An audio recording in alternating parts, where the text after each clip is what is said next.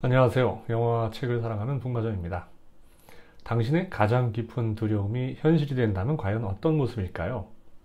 공포 영화의 명가로 알려진 블룸하우스의 신작 더 우먼 인 더 야드는 이 질문에 대한 답을 찾아가는 여정입니다.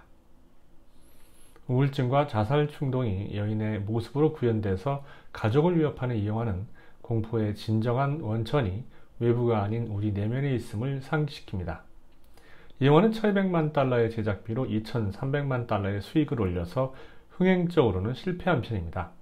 영화를 보면 도대체 1200만 불을 어디다 썼는지 의아할 정도인데 블룸하우스도 예전보다는 제작비가 많이 올랐네요.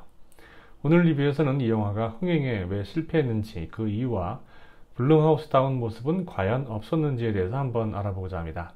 마지막 반전에 대한 스포일러가 있으니까 스포일러를 보고 싶지 않다면 영상을 보지 않는 것을 권합니다. 공포영화를 별로 좋아하지 않는 제가 유일하게 제작사의 이름만 믿고 보는 경우가 블룸하우스가 만든 경우인데요. 더 비지트, 23 아이덴티티, 겟아웃 등의 작품들이 모두 블룸하우스 제작인데 그중 최고의 경험은 겟아웃이었죠. 블룸하우스가 대단했다고 생각하는 이유는 초중반기에 500만 불 이하의 저예산으로 최고의 작품을 만들어냈던 창의력 때문입니다.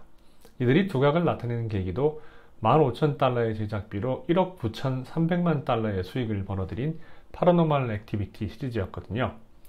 할리우드 영화 제작사들이 아이디어와 콘셉트를 먼저 잡고 이야기를 만드는 것과 달리 블룸하우스는 이야기를 먼저 개발한 뒤에 뚜렷한 메시지를 구축합니다. 독특하고 관습적이지 않은 이야기를 제어합니다.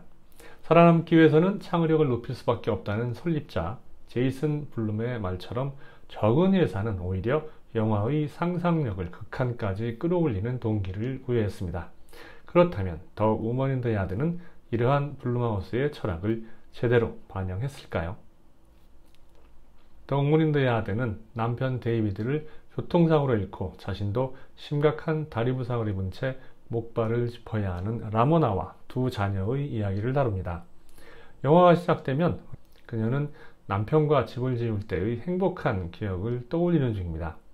아들인 테일러가 깨워서 라모나가 마지못해서 일어난 후에는 극도로 궁핍한 이들의 생활이 드러납니다. 전기세를 못 내서 전기가 끊어진 상태고 먹을 만한 음식도 없으며 심지어 개에게줄 사료도 다 떨어진 상태입니다. 아들 테일러는 이러한 상태에서도 삶의 의욕을 보이지 않는 엄마에게 불만입니다.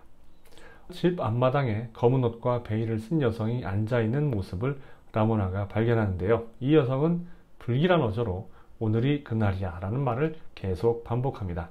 놀랍게도 이 여자는 라모나가 감추고 있는 교통사고의 비밀까지 정확히 알고 있습니다. 여자가 두려워진 라모나는 아이들을 데리고 집안에 숨습니다. 하지만 테일러는 여자를 쫓아내기 위해서 집에 보관 중이던 엽총을 들고 나가죠. 여기서 영화의 첫 번째 반전이 등장합니다. 그 여성은 테일러에게 라모나가 남편의 죽음에 관한 진실을 숨기고 있다고 알려줍니다.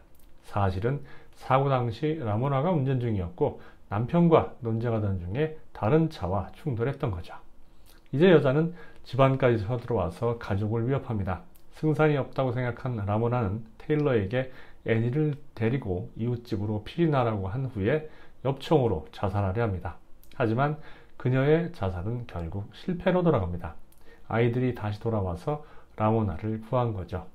마침 전기도 들어오면서 세 사람은 여느 때와 다를 바 없는 행복한 모습으로 돌아갑니다. 라모나를 자살로부터 구한 것은 테일러와 애니로 결국 정신적인 불안을 겪는 이를 구할 가장 좋은 원군은 가족과 그 사랑이라는 것을 암시하는 거죠. 좀 평범한 결말이긴 한데 이때까지는 이렇게 알고 블룸하우스에 실망했죠. 영화가 진행되면 수수께끼에 가려있던 여성의 정체가 서서히 드러납니다. 그녀는 초자연적인 존재가 아니라 라모나의 우울증과 자살 충동이 실체화된 존재였던 겁니다. 라모나의 깊은 죄책감과 상실감이 그녀의 정신을 갉아먹고 있었고 검은 옷을 입은 여성의 형태로 나타난 거죠. 이 여성이 오늘이 그날이라고 반복해서 말하는 의미는 자살을 암시합니다. 그녀는 라모나에게 아이들을 놓아주라고 압박합니다. 아이들을 놓아주고 자살을 하면 적어도 아이들은 행복하게 살 수 있다고 강조합니다. 우울증이 개인을 어떻게 소외시키고 자기 파괴적 행동으로 이끄는지 시각적으로 표현하고 있는 거죠.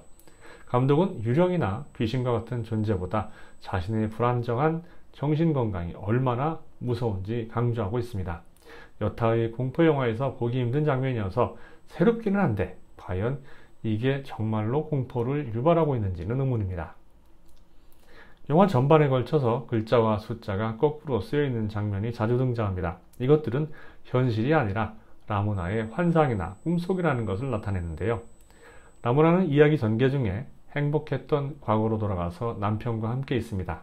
이 장면들에서 글자와 숫자가 거꾸로 표시되는데 이는 현실이 아닙니다.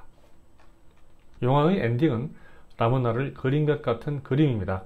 카메라는 그림을 클로즈업 하다가 다시 서서히 멀어지면서 아래를 비추는데 그곳에는 라모나의 이름이 거꾸로 쓰여 있습니다. 이 장면은 이 영화에서 가장 중요한 의미를 담고 있습니다.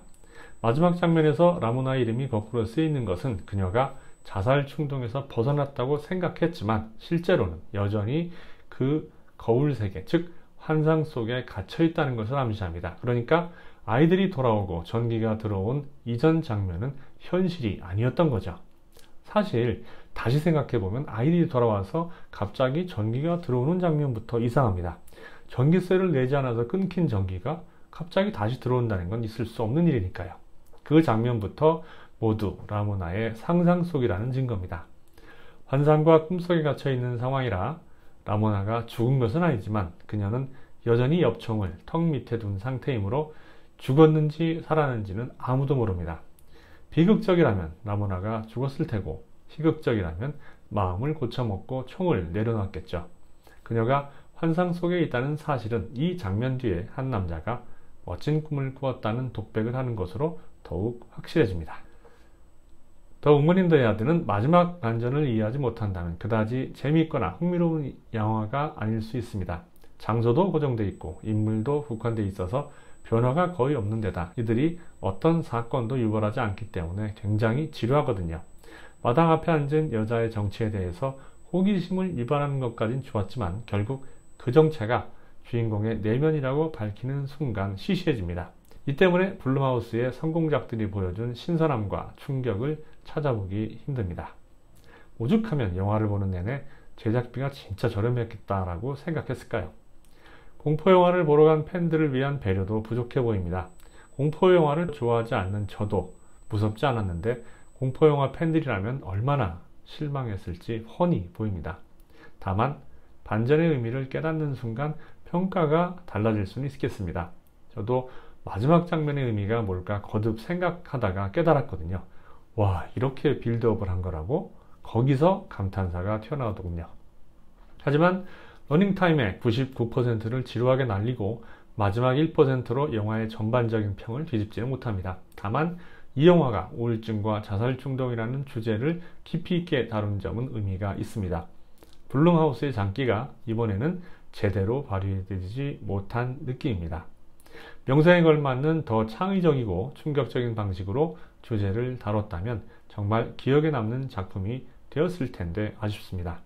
더 우먼 인 더 야드의 평점은 마지막 반전을 깨닫기 전까지는 4점대 후반이었는데 결말의 반전을 깨닫고 나서는 5.9점으로 상향했습니다.